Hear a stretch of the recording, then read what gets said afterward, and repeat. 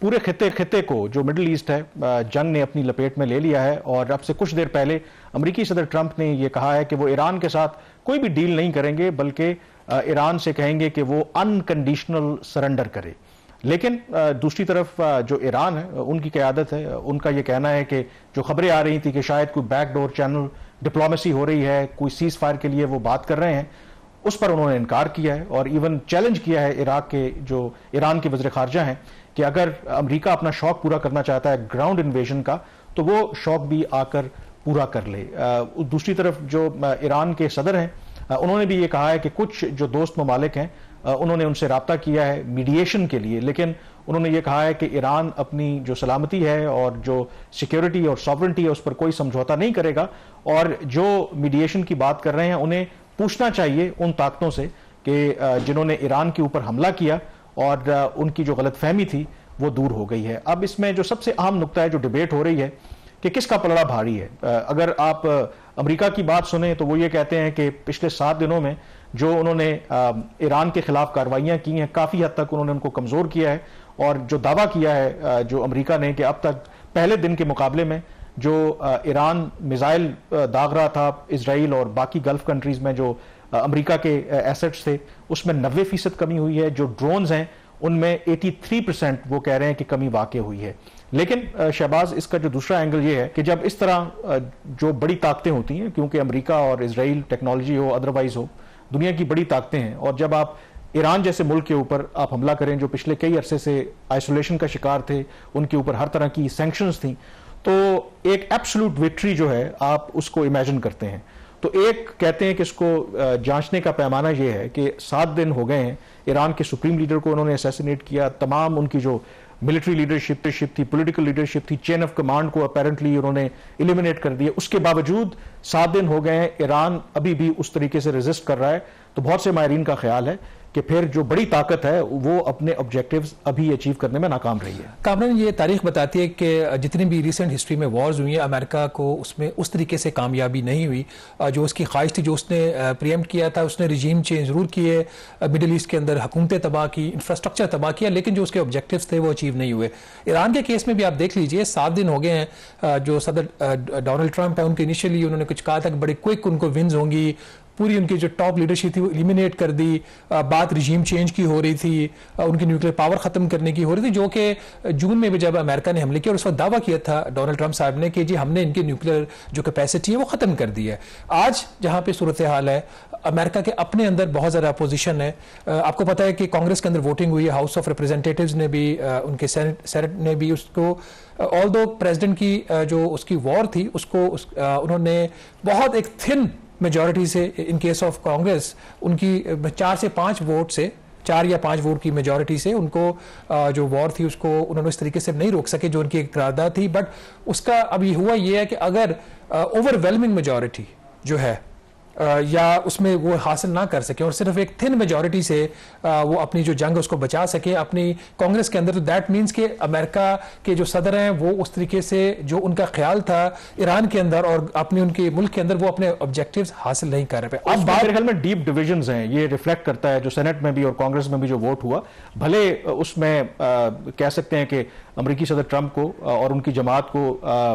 नाकामी तो नहीं हुई, क्योंकि अदरवाइज अगर वो करारदाद मंजूर हो जाती तो इसका मतलब है कि उनको फिर बाकायदा तौर से कांग्रेस से ऑथराइजेशन लेनी पड़ती जो भी वो ईरान के खिलाफ कार्रवाई। लेकिन अभी भी चूंकि उनको कामयाबी नहीं हुई, तो जो उन्होंने अब अथॉरिटी इस्तेमाल की है वॉर का जो उनका एक्ट है वो सिर्फ 2 माह की है, विच मीन्स कि ये जो जंग है अगर वो कांग्रेस की मर्जी के बगैर इसको मैक्सिमम 2 माह के लिए चला सकते, जो कि एंड ऑफ अप्रैल बनता है। तो अप्रैल के बाद भी अगर जंग चलती है तो वापस उनको कांग्रेस के पास जाना पड़ेगा, उनकी ऑथोराइजेशन लेनी पड़ेगी। अब जो उनके लेटेस्ट ट्वीट्स आ रहे हैं तो बात रिजीम चेंज से यहां तक आ गया कि हम हमारी मर्जी से आप अपना लीडर मुंतखब करें। तो प्रेसिडेंट डोनाल्ड ट्रंप ने भी अपनी पोजीशन चेंज कर रहे हैं, विच इज अब सवाल यह होता है कि इतनी बड़ी जो दुनिया की पावर है, नो डाउट अमेरिकन जो उसकी मिलिट्री माइट है, फिर इसराइल की जो टेक्नोलॉजी है, उसके आगे ईरान का एक हफ्ते भी खड़े हो जाना और इस तरीके से खड़े हो जाना। वहां पे जो लाइफ है, जो अब वहां से वीडियोज आ रही हैं, लाइफ तेहरान के अंदर जहां भी इतनी बम्बार्डमेंट हो रही है, सिविल इंफ्रास्ट्रक्चर को तबाह किया जा रहा है, तो वहां पे भी लाइफ उस तरीके से डिस्टर्ब नहीं हुई। हाँ, जो ब्रॉडर क्वेश्चन आ जाता है, पूरा खित्ता जो है वो जंग की लपेट में जा चुका है। पाकिस्तान जैसे ममालिक, उसका वो सारिफ जो अपने घर में बैठा हुआ है, जिसका दुनिया की पॉलिटिक्स से कुछ लेना देना नहीं है,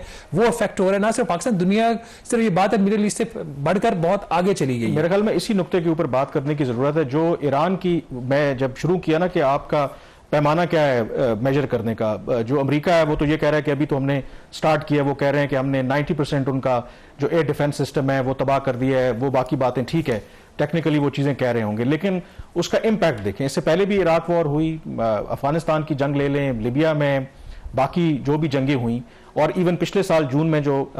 इसराइल और ईरान के दरमियान 12 रोजा लड़ाई हुई, ये जंग इसलिए मुख्तलिफ है क्योंकि ईरान ने जो रिटेलिएशन की है, जितने जो मिलिट्री एसेट्स हैं रीजन के अंदर अमेरिका के गल्फ में, उनको निशाना बनाया है। और वो एक जो बबल था कि ये जो गल्फ कंट्रीज हैं यहाँ पर सेफ्टी है, सिक्योरिटी और थी भी, और पूरी दुनिया से लोग आकर के वहां पे सरमायाकारी करते थे, टैक्स फ्री था। बट इस जंग ने उस बबल को बस्ट कर दिया है, और उसका नतीजा क्या निकल रहा है कि बेशक इसे आप तीसरी आलमी जंग ना भी कहें, लेकिन जो इसका इम्पैक्ट है वो पूरी दुनिया पर आ रहा है। और जो ईरान की हिकमत अमली यही है कि ईरान बका की जंग लड़ रहा है, और उनकी जो हिकमत अमली है वो कितनी मुस्तकबिल में उसको कितना नुकसान होता है ये तो बाद में पता चलेगा। बट उन्होंने जो अब हिकमत अमली अपनाई है कि ठीक है, आपने हमारे ऊपर हमला किया है, मे बी हम उस तरीके से मिलिटरीली उतने ताकतवर ना हो, लेकिन हम आपको वहां पर हिट करेंगे कि जिससे आप उस नुकसान को बर्दाश्त नहीं कर पाएंगे। और आज मेरे ख्याल में जो दो अदर देन जो मिलिट्री फ्रंट पे जो कुछ हो रहा है, जो दो बड़ी खबरें मेरे ख्याल में जो गल्फ से आ रही हैं, और लगता यह है कि वहां पर अब रियली कंसर्न्स जो हैं वो रेज हो रहे हैं। फाइनेंशियल टाइम्स ने एक तो खबर ये दी है कि जो गल्फ कंट्रीज के जो बड़े ममालिक हैं वो ये सोच रहे हैं कि वो अपनी जो इन्वेस्टमेंट है, खास करके अमेरिका में कुछ $2 ट्रिलियन की वो बात की जा रही है, जो प्रॉमिसेस थे उनके, और विड्रॉ करें। और वजह उसकी ये है कि जो नुकसानात इस जंग के नतीजे में उन्हें हुए हैं, एक तो उस पर खर्च करना, दूसरा क्योंकि वो इन्वेस्टमेंट वहां पर इसलिए करते थे और प्रोमिसेस इसलिए कर रहे थे क्योंकि उनको ये लगता था कि ये इंश्योरेंस है हमारी सेफ्टी की, कि अगर हम अमेरिका में जाके ट्रिलियंस ऑफ डॉलर्स की इन्वेस्टमेंट करेंगे, अमेरिका उसके बदले इंश्योर करेगा कि हमें जो सेफ्टी और सिक्योरिटी के जो मामलात हैं उसमें हमारी मदद करेगा। लेकिन जो ईरान ने उनके ऊपर हमले किए, भले उसको इंटरसेप्ट तो किया हो, लेकिन जो डैमेज है, और उससे भी बढ़कर कि उसमें यह भी था कि सेफ्टी और सिक्योरिटी होगी तो जो ये गल्फ कंट्री हैं जो भी, क्योंकि इनका सबसे बड़ा सेलिंग पॉइंट तो तेल है या गैस है, तो उसकी जो सप्लाई में कोई डिसरप्शन नहीं आएगी, उसमें भी डिसरप्शन आ गई है। तो ये दोनों जो डेवलपमेंट्स हुई हैं उसके बाद क्लियरली मुझे लगता है कि ये डिलिबरेट जो लीक्स गल्फ कंट्री से आ रही हैं, मैसेज जो है ईरान के बजाय अमेरिका को दिया जा रहा है कि बस कर दें, अब इस जंग को खत्म करें, अगर वरना आप बर्दाश्त नहीं कर पाएंगे इसके नुकसान। देखिए, ये एक जिस किस्म का impulsive decision president Donald Trump ने लिया है, ये अमेरिका के अंदर भी डिबेट हो रहा है कि आपके एंड ऑब्जेक्टिव्स क्या हैं। एंड ऑब्जेक्टिव्स इस वॉर के क्लियर नहीं है, कांग्रेस की अथॉराइजेशन नहीं ली गई, और जो ईरान का रिएक्शन था, इसमें मेरा ख्याल एक दो जो हाई रैंकिंग यूएस ऑफिशियल्स हैं डोनाल्ड ट्रंप एडमिनिस्ट्रेशन, उनकी भी स्टेटमेंट है कि हम नहीं एक्सपेक्ट कर रहे थे कि ईरान जो कह रहा था कि वो रीजनल कंट्रीज पे जहां पे यूएस के जो है उसके मिलिट्री के बेसिस हैं उस पर अटैक करेगा। तो अब उसका नतीजा अगर आप देखें, जो आपको पता है कि मिडिल ईस्ट का जो खित्ता है वो दुनिया की तकरीबन आधी जो उसकी सप्लाई है एनर्जी की, जिसमें एलएनजी भी है, जिसमें क्रूड ऑयल, पेट्रोल, डीजल, उसकी सप्लाई मिडिल ईस्ट के खत्ते से होती है। फिर उसके अलावा जो बाकी रीजन से सप्लाईज आ रही हैं वो स्टेट ऑफ हरमुज से गुजरती है, जिसको जो तकरीबन अब बंद हो चुका है, जो 20% सप्लाईज को वो कैटर करता है दुनिया की। तो इस वक्त जो सूरत हाल है और जो ईरान की स्ट्रेटेजी थी, उसने सऊदी अरेबिया की जो ऑयल रिफाइनरीज थी सबसे बड़ी, उसके ऊपर ड्रोन्स मारे उसने। कतर जो दुनिया का सबसे बड़ा एलएनजी का जो एक्सपोर्टर है, 20% ऑफ द वर्ल्ड एलएनजी जो है वो कतर एक्सपोर्ट करता है, उसने फोर्स मेजोर कतर एलएनजी ने डिक्लेयर कर दी, जिसका डायरेक्ट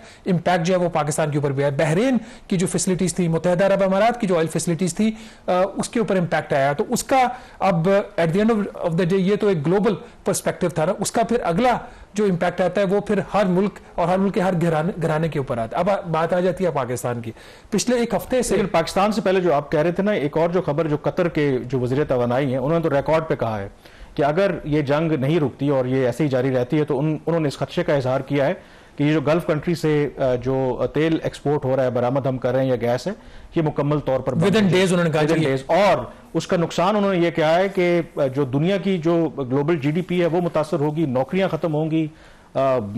एक मैसिव उन्होंने कहा है कि इसका होगा। एंड मोर इंपॉर्टेंटली उन्होंने ये भी कहा है कि इवन अगर आज भी जंग बंद हो जाती है, इसका इतना नुकसान हो चुका है कि इवन कतर को नॉर्मल उस रूटीन पे आने के लिए they do not need weeks, they need months, कि वापस उस पुरानी रूटीन पे आने के लिए हफ्ते के बजाय उन्हें महीने लग सकते हैं। तो उससे आप इमेजिन करें। एंड मोर इंपॉर्टेंटली जो पाकिस्तान की आप जिक्र करेंगे, उन्होंने ये कहा है कि जो तेल की कीमतें हैं वो अगले चंद हफ्तों में फिर आज कोई $90 पर बैरल है तो वो $150 पर बैरल तक पहुंच जाएंगी। तो ये क्लियर वार्निंग जो है वो जो इत्तेहादी हैं अमेरिका के गल्फ में वो अमेरिका को दे रहे हैं कि जी कॉस्ट ऑफ डूइंग बिजनेस जो है उसको कम रखना प्रेसिडेंट डोनाल्ड ट्रंप का एक बहुत बड़ा एजेंडा था। इन्फ्लेशन को कंट्रोल रखना, आपको पता है कि उनके वहां के जो उनकी सेंट्रल बैंक है उसके जो हेड थे उनके हवाले से उनकी जो व्यू पॉइंट क्या थे कि इंटरेस्ट रेट कम नहीं कर रहे। अभी जो डाटा वहां पे जॉब्स का आया है वो बड़ा डिसअपॉइंटिंग है। तो ये सारे इंडिकेटर्स